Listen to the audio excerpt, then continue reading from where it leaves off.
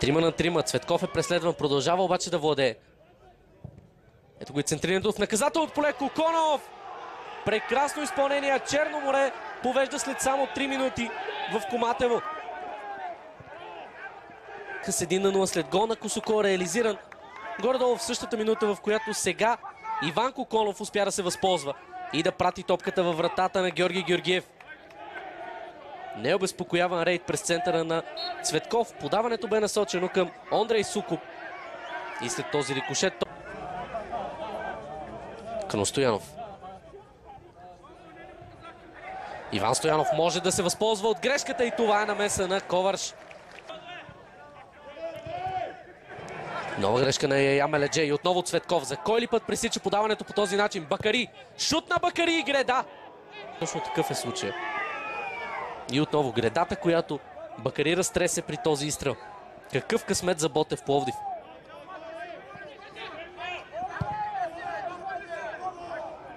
Ранни, но много сериозно. Стана наистина да играе на фланга Терзиев. Жоао Пауло успява да намери всъщност Иван Стоянов. Жоао Пауло. Бразилеца с втори опит. Миг, който вдъхна увереност на почитателите на Ботев Пловдив. А и върна настроението сред тях. Серкан сега шут от дистанция. Нова намеса на Коварш. Сега Александър Цветков. Тодор Неделев незабавно се връща, за да помага на своите съотборници в отбрана. Действие на един истински капитан. Нова грешка на Кристиян Димитров този път. Даниел Георгиев. Шут от дистанция на Георгиев. О! Превъзходно изпълнение на Дани Георгиев. А Черно море вече води с 2 на 0 в Коматево. Пътували дистанцията от Варна, но погледнете отново това, което се случи. Колко пространство преодоля пред себе си Даниел Георгиев, за да отправи този изстрел и да остави безпомощен Георги Георгиев. Изумително изпълнение на Даниел Георгиев. А от тук насетне Черно море повежда с 2 на 0 срещу Ботев Пловдив. Нахува към половината на Ботев Пловдив. Пако Госеко. Секо с пространство пред себе си, вече в наказателното поле, 3 на 0. Ако изобщо канарчетата могат да се надяват да измъкнат нещо от този матч. Само погледнете колко не е обезпокоявано Госеко. Проби нахув наказателното поле, стигна почти до точката за дуспата. И с външната част на десния си крак успя да преодолее Георги Георгиев. 3 на 0 за Черно море срещу Ботев Пловдив. Крайно се нуждаят от попадение. Иван Стоянов, интересно изпълнение, право към вратата на Коварш.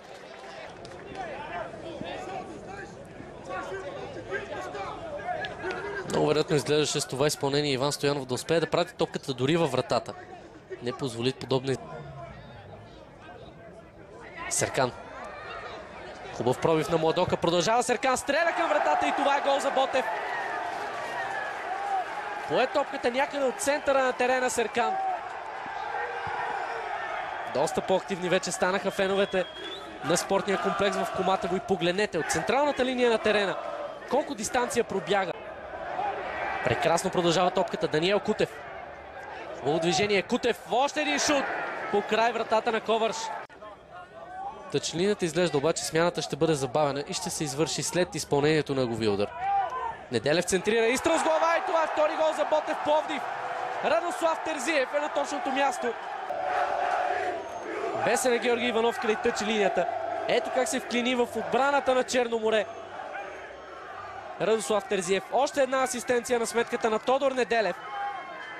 И това вече е миг, в който Ботев Пловдив предвкусва. Кутев. Ботев отново в предни позиции. Жоао Пауло. По-силно бе това първо докосване от необходимото. Но сега не се възползва от него. Изскочил дълбочина Жоао Пауло. Неделев се засилва. Ето го подаването в наказателното поле към далечната греда. Радослав Терзиев е неточен. А тук прозвучава и финалния съдийски сигнал на Никола Попов. Още веднъж Ботев Пловдив предложи прекрасно зрелище на своите фенове, но този път емоциите от него остават негативни за феновете на канарчетата и след 3 допуснати попадения през първото полувреме